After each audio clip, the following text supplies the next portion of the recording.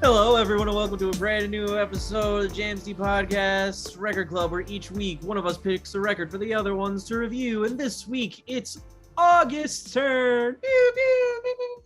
What are we talking about today?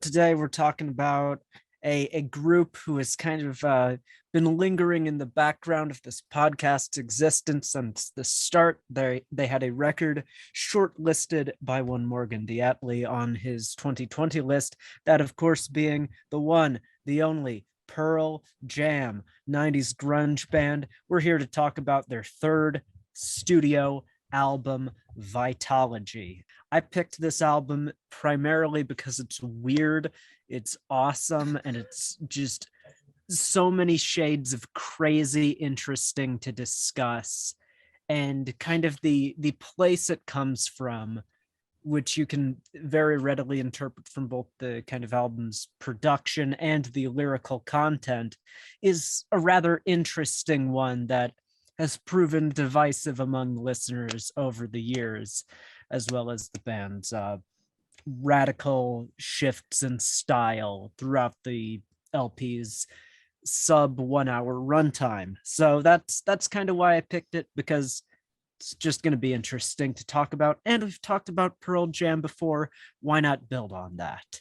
One of our most entertaining little 1991 retrospective episodes, I think, just because it was really great for everyone involved in that discussion. We were all just sucking that album's dick for it was like a bukkake onto that album. It was very enthusiastic, and loads of jizz, the cool buckets of cum. The cool thing about that album, that 10, of course, their debut record, which we reviewed in our 1991 retrospective, the cool thing about reviewing that was it's just this album where every song just hits, and we talked about every song in sequence, and because there was just always something to say. Whereas Vitalogy, which is an album that I love just about almost as much as 10, and when I was a teenager, I definitely would have said that this was my favorite Pearl Jam record, because it is very much like a teenage me take to have.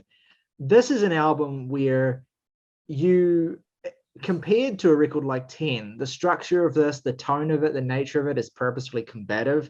You have some of Pearl Jam's most enduring, beautiful and simplistic songs that have this sort of touch that they've been around forever. Songs like Nothing Man, songs like Immortality, these beautiful, perfect Pearl Jam songs. And you have some really weird stuff on here. I'm not even just talking about the short, crazy, weirdo tracks like Bugs or the infamous closer on this thing, Hey Foxy Mop Handle Mama, That's Me. You also have other songs besides those that are strange and combative and angry and weird, songs like Whipping, songs like Not For You, songs like Satan's Bed. And it's a mixed bag of a record, but not in the sense that there's huge variations in quality, more so that the sense that there's huge variations in tone and what you're actually experiencing at any point in time. I think it's probably pretty comfortably the most kind of confronting and dark Pearl Jam record, although maybe some other people have certain takes on that. And it feels only appropriate, Morgan, to turn to you at this point as the group's most avowed Pearl Jam respecter. What's your relationship with this album? Resident expert.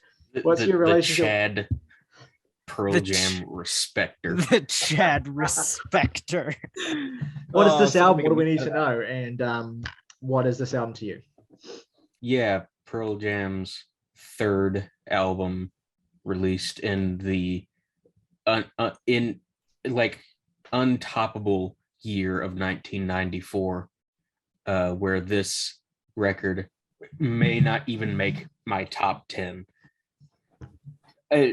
Just like 10 and the sophomore follow-up record Versus, massively successful, world tours. This band was everywhere. And Mr. Vetter, the man at the face of it all, the truly the representative of the band in most ways, was not doing well with that responsibility. it was about this time, either a bit before or a bit after the release of this album, that the entire Ticketmaster feud unraveled. Yeah. So so Vedder just completely rejecting this sort of idol worship that he had found being thrust upon him, and Vitalogy, as a response to that, is a occasionally experimental, very, as you said, confrontational, and even at times I would describe it as schizophrenic record. It sounds very much like a band who has found as much success as a rock band could find at the time, and then wanting to make the record that would alienate as many people as possible, and in so doing won a Grammy. And it kind of sets the tone for the rest of Pearl Jam's career in a certain sense, because after 10 and Versus, and I think this record really marks that dramatic shift, Pearl Jam would kind of lose all interest in really appealing to the masses in a certain sense. They didn't kind of go down the rabbit hole of being a super like bizarro band, but they never really sought sort of huge chart success again. And I mean, this is really the last album that has multiple staples of alt rock radio on it from this band. And so there's two things that I think are very interesting to sort of take into account when contextualizing and kind of examining what this record is. The first is that this record was released in November of 1994. 1994 is more considered an incredibly stacked year for great rock releases. Also, we cannot escape the fact it is the year of Kurt Cobain's death. And this album was actually recorded, the recording began in October of 1993 and finished later in 1994. So part of this was recorded before Cobain's death and part of it was recorded after Cobain's death. And I don't want to read into it too much, but I do think that's an important piece of context. You have had songs like Immortality. I don't know whether Vedder has confirmed that that's kind of about Cobain, but a lot of people have speculated that song kind of refers to him. But there is, like, regardless of how whether or not you see it actively in the lyricism or in the music itself, although certainly the more aggressive and confrontational style of this record would jive with a lot of what Nirvana were doing, in spirit at least, if not indirectly in sound. It's definitely a record that just sounds dark and acrimonious and pained in a way that, with some of those previous records have some really dark songs on them, 10 especially, but not the same kind of darkness as this record. This record is like really ugly, and there's no sort of sense of theatricality or dramatics to the darkness like there is on the darkest songs of 10. It's just really upsetting at points to listen to. And the other piece of important context is the fact that this is a record that was recorded during a time that was incredibly acrimonious for this band. Like, they very nearly fell apart completely and broke up. Stone Gossard was this close to leaving the band completely. There's multiple tracks on this record, I think, where the band's drummer, whose name I always forget because it's really weird, in this era anyway, Dave Abrazizi, actually walked out at certain points, and you have songs like Satan's Bed, which are actually, the drums are actually played by his drum tech because he just was not around for that. One thing that won't surprise people to learn is that a lot of these songs evolved out of jam sessions. One interesting thing that Stone Gossard said is that 80% of the songs on this record were written 20 minutes before they were recorded. So there's this sense of trying to capture a live energy, trying to capture a kind of finessed, unpolished version of Pearl Jam. And one of the things that a lot of kind of Pearl Jam scholars will relate on, anyone who's a big fan of Pearl Jam, is that the live experience of Pearl Jam, how they sound when they are, actually just a bunch of dudes together performing, not sort of like, trying to slap it all together in the studio, is a different experience to listening to polished studio album Pearl Jam. And so in some ways, it feels like Vitalogy is the closest you really get to a studio record from this band that simulates the experience or the chemistry of all of these band members together, in some ways anyway. And the darkness of it, the weirdness of it, the sheer bizarro tonality of it all is one of the things that's so attractive about it.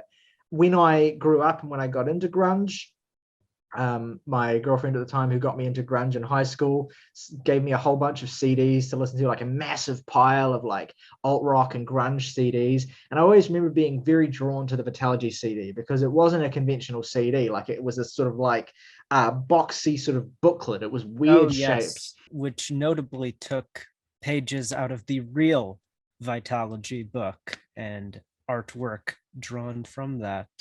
Yeah, it was a book which a friend of mine owns, and that's cool. Can I just take a second here to complain about the fact that Vitalogy has the most frustratingly inconsistent album cover of all time, in that every single different issue of it is a slightly different color, a slightly different resolution. So if you're trying to download this album and put it in your digital library, trying to find a version of the cover that doesn't look like shit and also like looks like the version that you have in your head is fucking impossible.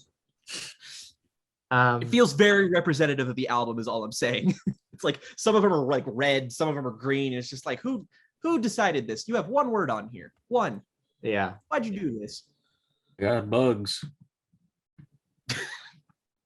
So yeah, and when you the thing about this physical release is, as August said, like it comes with like this, I think there was a booklet and it has like, you know, like 50 pages of illustrations or something, or like liner notes and stuff. It's just this really strange package this album comes in, and it has this enigmatic sort of weird like lost treasure feel to it. And you put it on and you get, you know, you get the lead in of Last Exit, which is this kind of like gorgeous and sort of classic Pearl Jam intro. Then you just get completely upended by the heaviness that comes in through there as well, but also in songs like Split in the Black Circle and Not For You, which are just so confrontational, so loud. Yeah. Which is just fucking hilarious. You like listen to that thing and it's that like descending riff on Spin the Black Circle, the like just sounds so fucking unfriendly and weird. It sounds like the band are like careening towards an inevitable explosion. I mean, it's like if it's like if a Dead Kennedys song won a Grammy. Like, all right. And naturally, during the reception, the speech of the Grammys, Vedder pulled a real Fiona Apple and was just like, I don't know what, no. I mean, sure. Oh, yeah, I know in the Pearl Jam documentary that I think all of us watched that one time, there's that part where he shows that Grammy and basically just tosses it back into his basement. Yeah, I think that's Stone's basement where he's maybe like, that's Stone. I use this as a doorstop. That's so much meaner than Kanye pissing on the Grammy. That's God. So like I just left it in my bandmate's basement. I don't think of you at all. I just imagine like he has some like a guest over and randomly, you want a Grammy? Like I don't need this. Yeah, I imagine there's like some curse associated with having a Grammy where like you have to physically own it for some period of time before you can rid yourself of it. It's like a curse. Yeah, it's the monster from It Follows. Oh yeah, there we go. Quick, fuck somebody, Stone. And he said no. So Spin the Black Circle, just absolutely batshit. It's almost like a kind of anti-commercial song, because in a certain sense it's kind of like a song that almost feels like it's mocking the listener. Like, yeah, you know, listen to this album, Spin the Black Circle, and you know, you buy into our fucking bullshit or whatever. Like, you know, it's kind of really sort of morbid and sort of kind of irreverent and silly. Like, I almost get the feeling when I listen to this record that like it's Eddie Vedder is just so fucked up that he's just kind of like daring you to like hate the album, like daring you to stop listening. Oh yeah, because with Spin the Black Circle and then Not For You, where he's just kind of fucking yelling, this is not for you for 6 minutes straight, and it's like it's literally like a mocking version of like the song. It's like, oh, this is for you. Like, it's literally just like, no, bitch, I am going to make the most confrontational song possible. I also love the line in Spin the Black Circle where it's basically like he's portraying the protagonist as rather wanting to like listen to music than have sex with his girlfriend. It's like the babe, I'm so horny. How does it get better every time? This Well- is absolutely an album that resulted from that process. That's probably a fair depiction of my experience listening to it as a teenager. It's just like you get so sucked into I it. think something that really epitomizes this album is the way that the drums actually sound on it, which are like we kind of talked about how the album sounds in like a broader, like darker sense, but like the way that the drums sound on this album, it's like garage-esque. Like the snare on Last Exit sounds fucking enormous, and it's not like not for you exactly lets up that much. I think of this as their most Neil Young / Crazy Horse album, Great Ooh. reference point. Yeah. Yeah. which knowing their influences naturally, but like I feel like moments like Tremor Christ is like Crazy Horse at their weirdest. I love Yeah. the way that that Last Exit kind of comes careening in as when you start the album. Like you just get this kind of barrage of noise that's just kind of fading in, and then the song just starts. It is like, as you say, like it's I really can't be impressed how when you put this on, especially if you listen to it after Verses, which is like the most sort of commercial and polished sounding Pearl Jam record, I think. When you put it on after that, it's like it's so loud. Like the way this is mastered as well. Like this album is mastered fucking loud. Oh yeah. It like I just on headphones, this is overbearing. And then you get to like the chorus of Last Exit, which is like a fucking tidal wave crashing over you. I mean, fitting because of the album's oceanographic imagery. But that aside, that's just like such a like just blood pumping moment. It's an insanely amazing opening to the album. I would say it's their best opener, and the fucking howl that Vedder lets out in like the last 30 seconds or so of the song, I see God. It's again, like part of that thing the album kind of subjects you to, this kind of like absolute kind of abrasiveness. And and it continues through Tremor Christ as well, which I think is a very underrated song, as has been alluded to. I think really pretty imagery on Tremor Christ that kind of goes a little undersung. I really like kind of the imagery of the sailor on this song and kind of being lost at sea essentially, and how that ties into the greater metaphors of like kind of savior. It's a really great little piece within the album's greater kind of narrative, I guess you could say, while also having some really pretty imagery on its own. I quite like it. Yeah, I think there is probably some meta commentary there on like on savior worship, on like the role of rock stars and stuff, like within this kind of metaphorical story that's told quite abstractly, and it just sounds so like unhinged musically as well, like the guitar riffs and stuff, and the way that there's this twang on the riffs at certain points that just feels really kind of atonal. And of course the main riff itself is so like monotone and like kind of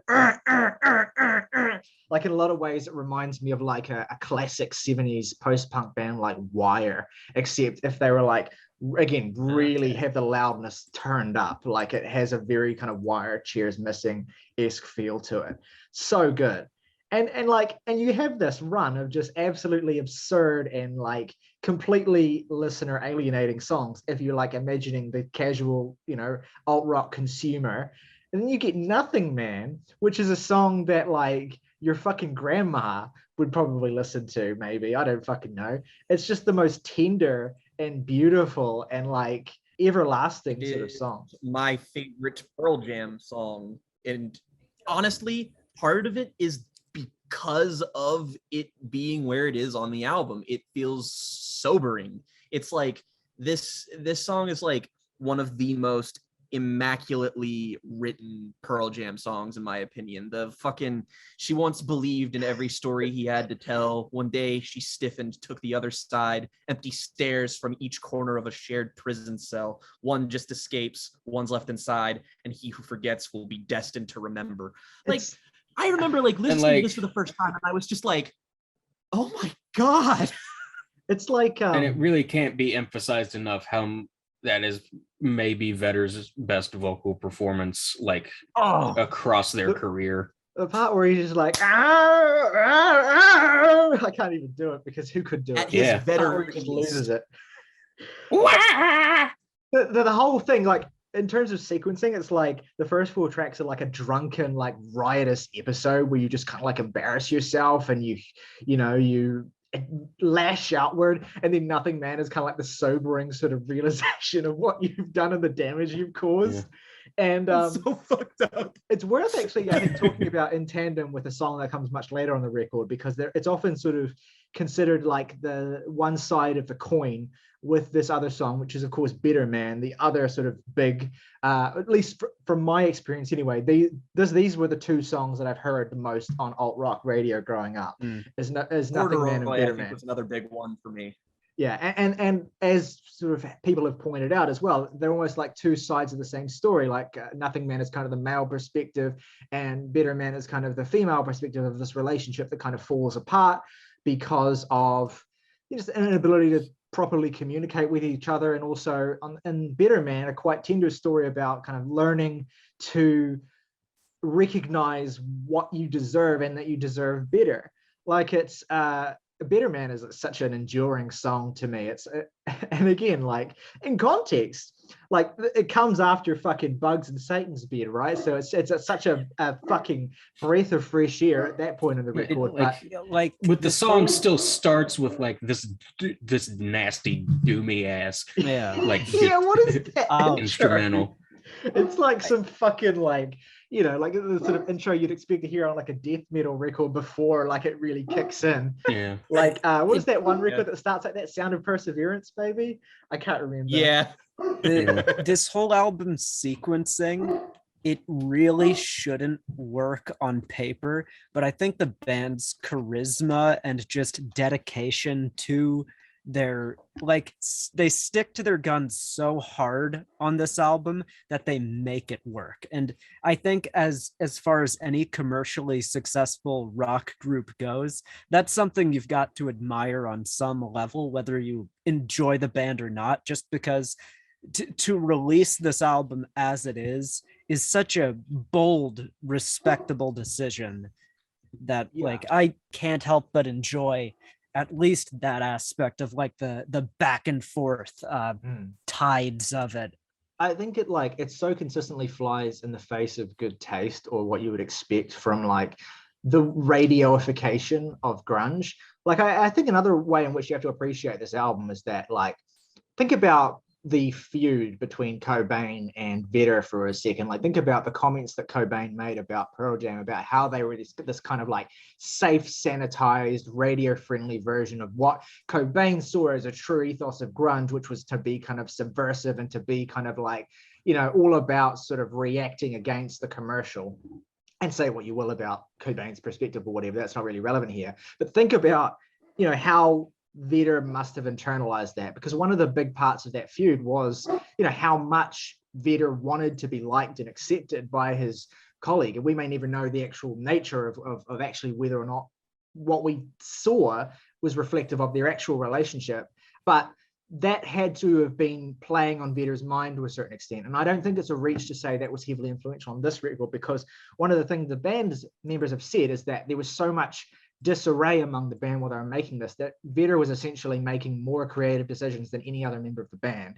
He was essentially, which was new, because he, up until this point was primarily, the big front man, the singer, the guy with all the charisma and energy. And you had people like Stone Gossard and Jeff Ament, who were the more musically seasoned and like experienced people who were the perceived creative drive. Whereas here, so much disarray that Vedder was making a lot of decisions that he wouldn't normally make. So I think that, in terms of how combative this album is, in terms of like how abrasive the songs are and how loud, and it kind of, it really does feel like they're in utero in a lot of respects. And through that lens, I don't necessarily enjoy the really bizarro moments more, but I think I can accept them more and I hold them against the record less. And I think that's something I've come to understand a little bit about why I really love this album, as opposed to just really like it, is that those bizarro moments, bits like Pride 2 and Bugs and A Divinita, which actually, incidentally, I think is just legitimately a good short song that's very unusual for this band, but I like that track.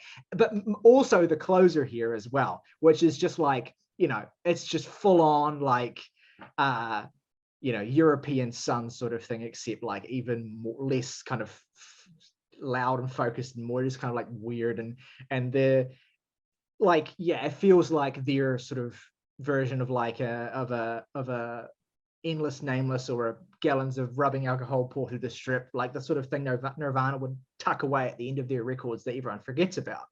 But except they're not really hiding it here. They just kind of put it there at the end of the record and make you kind of, it's got drums from one of the first drummers from Red Hot Chili Peppers, I think. And it's just a bizarro thing. And so anyway, I've come to really appreciate the record, not in spite of those weirdo like things that are just kind of tacked on there, but actually because to me, they feel like part and parcel with the identity of what the album is trying to be and what the album is trying to do. And it's a weird balance that it strikes, that it works as well as it does for me. And maybe part of that is just the nostalgia I have, like the fact that I've had this album in my life since I was very young, or at least young in my proper music obsession. Like, so it's just formative. But I'm curious what you guys think about that, the really sort of far out, bizarro aspects of this record and how they kind of gel with everything else that's happening there for you. I think they work maybe a little bit better in theory than in practice most of the time, just because there are select moments here which like it's not a one-to-one thing, but like a lot of the flow of this album is basically like these really longer, more developed, significant tracks that do focus on the darker, more abrasive side of their sound, and then like intermission style 1 to 2 minute long songs that sort of break up in between that. And I feel like that's either going to make it or break it for you. That's sort of sense of ebbing and flowing. And I've kind of just sort of let it go and have learned to sort of enjoy that kind of, I would almost call it like a tension dispersal. It's like clearing the air before it sets up another thing. It's like, it's not always that way, just because the first part of the record is a little bit more consistent, even though I think that like Spin the Black Circle definitely feels more like an experiment than a song, even though I like it as much as most of the songs on here. But there is kind of that weird breakup in like the very middle where it's like, you have Whipping, which is like fun, and then it goes into Pride 2, which is probably my least favorite thing on here, just because it just feels, rather than feeling strange, it feels unremarkable, and it doesn't like take anything that it's doing far enough to be considered as weird as like, I hate to say it, but I do kind of begrudgingly really enjoy something like Bugs, even though it's obviously got a ceiling and it's not as like, it probably goes on for it sounds like a too long. Tom Waits song. Like it sounds like a fucking Black Rider era Tom Waits song. You see the vision. So like, and also seeing Eddie Vedder perform it with an accordion on stage really helps my enjoyment of that. Just having that image in my head is really fucking funny. If you haven't seen that, you need to look it up, essential viewing. But like, you have Corduroy before Bugs and Satan's Bed, which are like, that's one of the most like radio friendly songs on this album, which is also one of the best songs on here. And then you sort of retreat from that with the 2 songs after it. And I'll actually say that the weirdness of Satan's Bed appeals to me a little bit more than something like Crying 2. But it also sort of feels like something that isn't taken far enough. And after that point, you have past those 2 songs, it's like you have Better Man after that, the most accessible song on here. And like, you need that to ground you after you've been like, what the fuck is this shit? And then you're just kind of thrown back into it with that. And then right after that, you have I Davanito, which is like, again, that's probably on my preferred end of the weirder tracks on here, just because it sounds fucking odd. The fucking bass on here sounds like a no wave bass. Like, what the fuck is this shit? It's so weird. And then it just kind of like leaves, and you're just sort of like perplexed as to what the fuck it even did. But at the same time, it's very memorable to me. And then it goes into Immortality, which, I mean, like, I feel like the final song on here is sort of like the epilogue or the end credit reel of the record, sort of, whereas Immortality really feels like the definitive sort of closer to it. And it's just like, I think I overall just really have the most quintessentially boring take on Vitalogy, which is that, like, I have come to appreciate its weirder moments, but its weirder moments are still just in such sharp contrast to its like high definitive fleshed out songs, which, like, and part of me is like, if you had an album full of those songs, I don't know if that would necessarily work as well. Like, maybe they needed to develop their weirdness a little bit more just to fully kind of hit this out of the park. I respect a lot of these choices a lot, but I also just can't help but wonder, like, maybe if they had tried a direction like this for the next album too, I wonder what some of these ideas and interstitial moments would have turned out to be. Not that I think that that was even feasible. Like, if they wanted to maintain their success or their like artistry as a band, I think that that's just unsustainable. So it's like, Vitalogy exists in this weird nexus for me where it's simultaneously like one of the riskiest albums a mainstream rock band has like ever put out in their heyday, and it's like simultaneously well remembered as like the last canonically great Pearl Jam album, which is wrong, but still. Very wrong. And also it's something that feels like it doesn't go as far as it needs to be properly experimental, but it does have enough moments. I mean, it's got its corduroys, it's got its Nothing Man, it's got its Tremor Christ, where it's like, there's so much to love about it. So I can see why someone would gravitate towards it heavily, because it is like 10 is not a friendly album. It's not even a friendly sounding album. It's a deeply dark album, but it's also like digestible in a way that this just isn't as an album experience. This like changes the form of that. This is like Pearl Jam's White Album.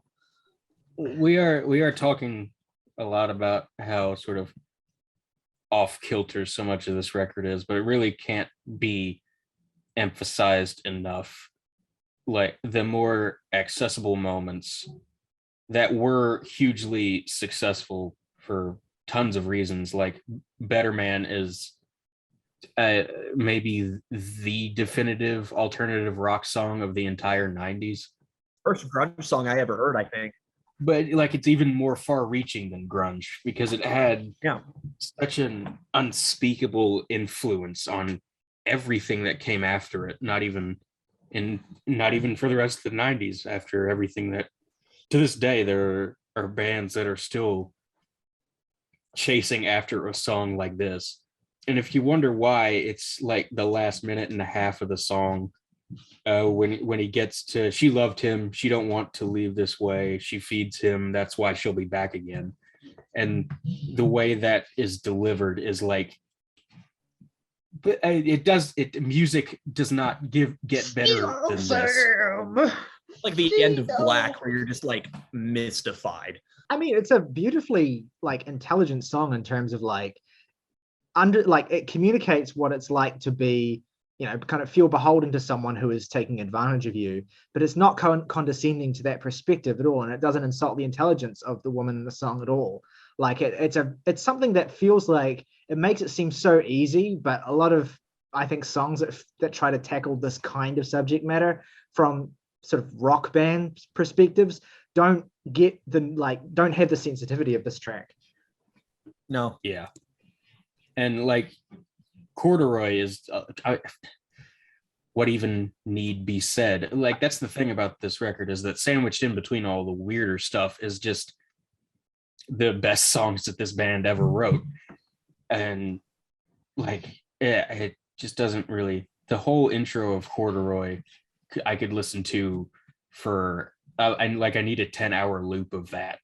But Yeah. but then I would also need the rest of the song because Jesus. It's up there with Built to Spill's Time Trap in terms of like my favorite song intros of all time. Yeah. Ooh. I just love that shit so much. August, you haven't had a chance to really speak about your favorite moments here too much. I'd love to hear a little bit more from you about the flow of this record. Yes, I guess a lot of my favorite moments are in fact contained within that, I guess, first side, you could say, even.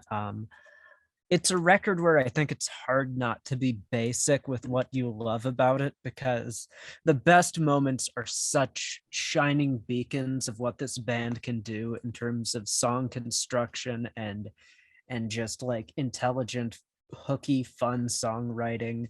So that's really evident to me. I will say I am quite sympathetic to Jake's perspective of this album's weirdness not going far enough for me in places. I kind of wish they went even more overboard than they did, but I can definitely respect what's done here.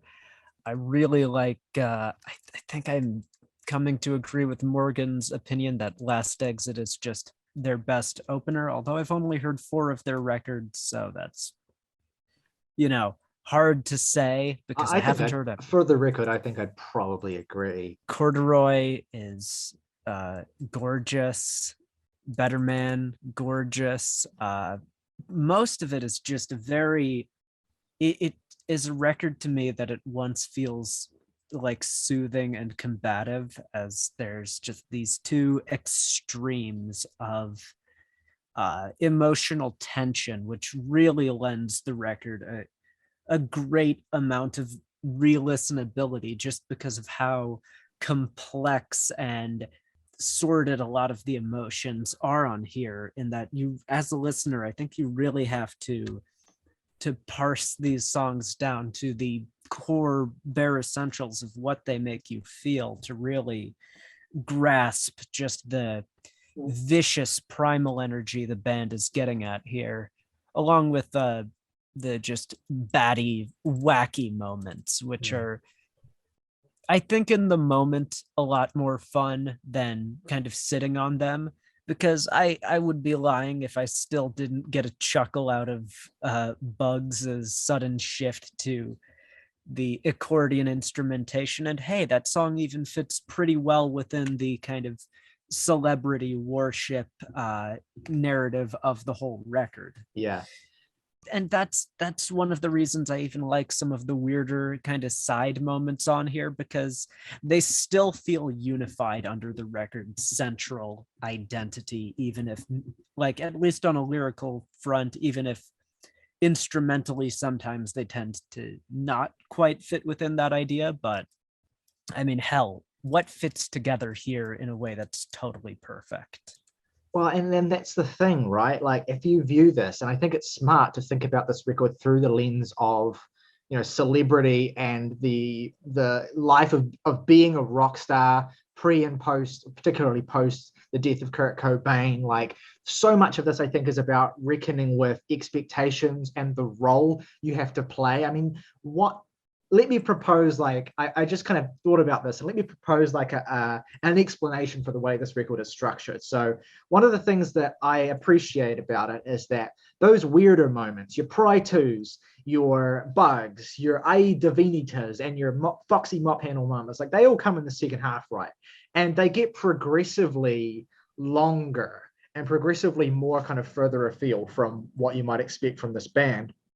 And so to me, it's like, as the record goes on, it gets more and more fractured progressively and increasingly, as though like the structure of a record of rock songs is kind of increasingly getting kind of eroded by, like, the sounds of the studio chatter, like insane voices inside Eddie Vedder's head, like weird, like nightmares kind of bleeding through. So it's like you're listening to a rock record that's already starting out quite combative, like in terms of the sound, but you're still getting reasonably conventionally in terms of structure and sound, like aggressive alt rock grunge songs. But then, like, as the record progresses, it kind of starts to actually structurally fall apart, and all of these weird, bits of the studio, bits of the environment, the fractious nature of the band's relationships start to actually bleed into the album, and you get those weirder moments more and more frequently. And they take up more and more time until eventually you just get that 8-minute jam at the end that's completely, not even, I don't even know, I think maybe one or two members of the band even play on that. Like it's the drummer from Red Hot Chili Peppers, as I said. I'm sure there's others on there as well. Like it's almost as though you get to the end of this record and like Pearl Jam have completely fallen apart, and you're just left with like the sound of a dead band, essentially. And I think it's meaningful that the climax of the record is Immortality, right? Because this is a song, whether or not you think it's about Kurt Cobain, I think there's a very strong way of reading it through that. But honestly, it's just a song about being an idol, like being a rock star, the experience of feeling pimped out through that, the experience of being like as privileged as a whore, victims in demand for public show, swept out through the cracks beneath the door, holier than thou, surrendered, executed anyhow, scroll dissolved, cigar box on the floor, a truant finds home and a wish to hold on to, but saw the trap door in the sun. These are some of Eddie Vedder's most moving lyrics, in my opinion, like right up there with Release and some of the most emotional songs on 10. But there's an abstraction here, like artificial tear, vessel stabbed, next up volunteers, vulnerable, wisdom can't adhere. Like, it's very fractious, it's very abstract, but it's gutting. And you have that fucking guitar solo, right, in this song, which is just absolutely soul-rending. Like, there are definitely days, and I'm sure, Morgan, you could probably agree with me here, there are definitely days where this is like my favorite Pearl Jam song. Certainly basically whenever it's playing. Yeah, exactly. Whenever I'm listening to it, I can't imagine anything more powerful from this band. And so I think that in terms of this kind of meta structure of a band falling apart, but also like being under so much weight from like label expectations and the expectations of a rock star, and also like how absurd the expectations of being a rock star must seem in the wake of Kurt Cobain's death, when it's like, this amazing figure that we all looked up to, this person that I considered like a friend, or at least a colleague that I saw some kind of kinship in, is now dead. And what is, how dear, like everything else seems ridiculous in the wake of that, right? Trying to be a rock star, trying to make rock records, all of it seems pointless and stupid. And so you get a record like Vitalogy as a response to how, saturated and kind of commercialized and capitalistic and sort of vacant of its early kind of primal punk joy the grunge scene had become by that point. And that's what makes this record so powerful as a holistic thing. Like, the individual songs are great. As a holistic statement from Pearl Jam, I think that it ranks among some of the most vivid and emotional and kind of gut-punching grunge records, or just alt-rock records in general, of the 90s. It just has that darkness to it, and it embraces it, and it doesn't try to dress it up. And it's everything. It's everything you could want a Pearl Jam record to be, and a few things you didn't want it to be, but fuck you. It's that anyway.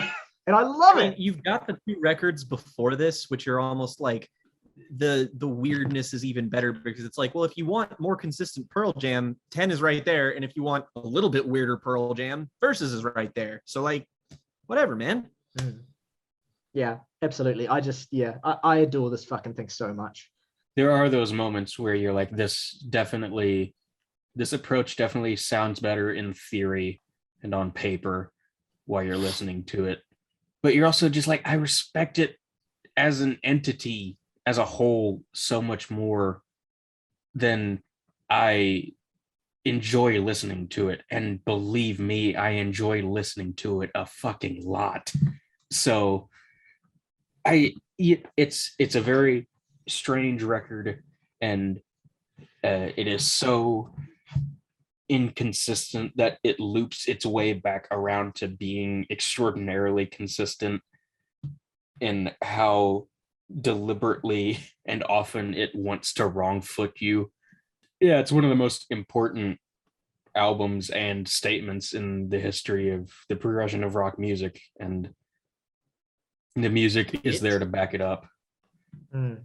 I I'm on record. I like In Utero a lot more than you guys do, but I think we could probably maybe all agree feels like a more successful and emotionally powerful kind of execution of some of the same ideas of that record. Not to equate them too much, because that record has a lot of its own sort of emotional baggage that's very much tied in with Kurt Cobain and his artistic personality. But in terms of these like aggressively anti-commercial reactions against some of the most commercial music they put out beforehand, as a way of kind of commenting on how fucked up the industry had become and how kind of commodified grunge had become, Vitalogy is like the definitive statement, I think.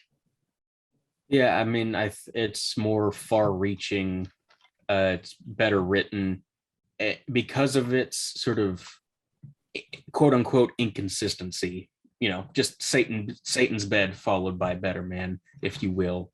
There are parts of this record that are not remembered in the way that parts of In Utero will be, because of In Utero sonic consistency, and particularly because like the songs like Better Man and Nothing Man and Corduroy were the ones that got popular off of this album, and the songs that got popular off of In Utero were Heart-Shaped Box, which is like, you know, just as gnarly and fucked up as the rest of that album.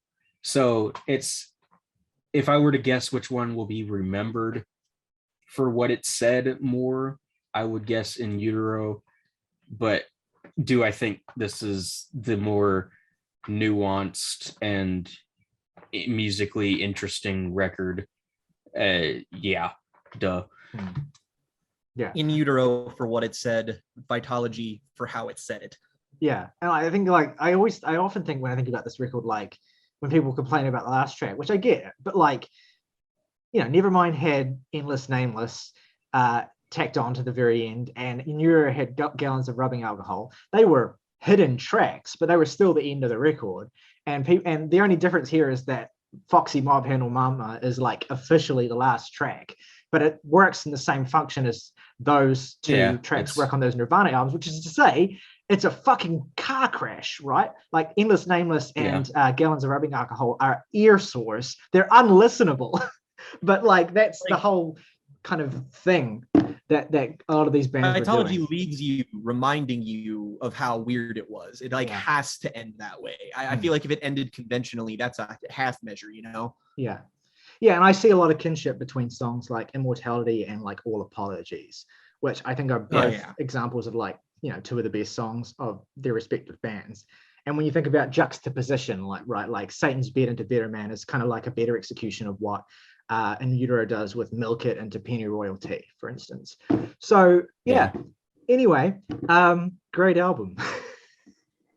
Shall we do our favorite tracks and ratings? I'm gonna sit here from the Chad hasn't heard In Utero and not care. You know, I have that record club spot open. That might be fun. Okay. You know? Might fuck around. Might find out. Find out. Yeah, sleep on it. sure. That's what I'll say. Be careful with what you do. All right, favorite tracks and ratings from Pearl Jam's Vitalogy. Jake, why don't you go first?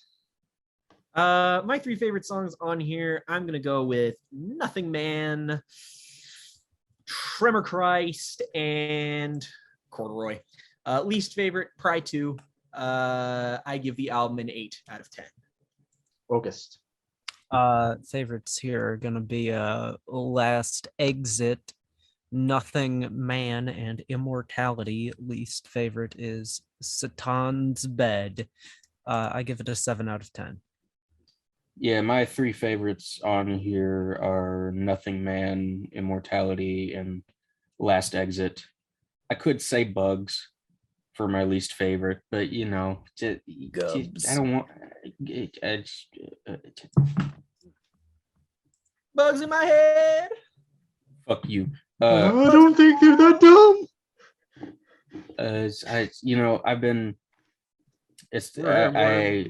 I'm hedging. I was hedging between a 9.5 on this, and I think it's just time to stop being a coward and give this a 10 because that's pretty much how I feel. So here we are. beast mode. My favorite tracks on this record are Corduroy, Immortality, and Nothing Man. My least favorite track on this record is Pry 2, I suppose. But yeah. And I originally had this at an 8, but after kind of talking myself through it and kind of realizing the concept in my head as we recorded this, I'm going to bump it to a 9. This album is one of my favorite grunge records, full stop. I think super influential on my tastes. I cannot deny how important it is to me. And I genuinely believe it's a 9 out of 10 record. So I would hope so. Well, yes. Well, that brings, it's not, what I mean is that it's not like a pity raise. Like I genuinely feel it with all my pussy. Yes. Anyway, that gives it an average of 8.5 for Pearl Jam's Vitalogy.